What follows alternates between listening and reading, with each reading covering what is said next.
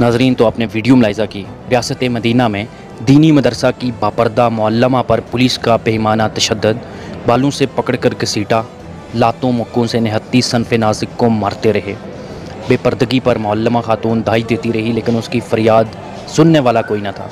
Police ने नामालूम बिना पर ज़ाती मिल्कियती जगह पर दीनी तालीम देने वाली मुअल्लमा को लेडी कांस्टेबल के बगैर घर में दाखिल होकर चादर चार दीवारी के कानून समेत हकूक़ नस्वां को रौंद डाला। मजहबी स्कॉलर अल्लामा इब्तिसाम इलाही भी मैदान में आ चुके हैं, उसके ऊपर भी बात करेंगे। लेकिन एक दफ़ा फिर कसूर थाना की पुलिस अपने पुलिस के डिपार्टमेंट को बदनाम करने में सर फरिस्त है। मेरी उस्मान बुज़दार से दरख्वास्त है कि आज आपसे एक ज़िम्मेदार शहरी होने के नाते सवाल करता हूँ। पाकिस्तान के तमाम सियासतदानों की बेटियों से ये अफजल बेटी है।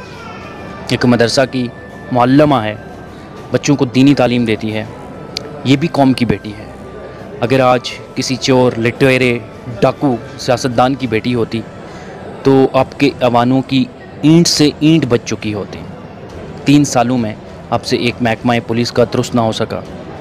खुदा के वास्ते मॉडल थाने बनाने से, वर्दी बदलने से कुछ नहीं होगा।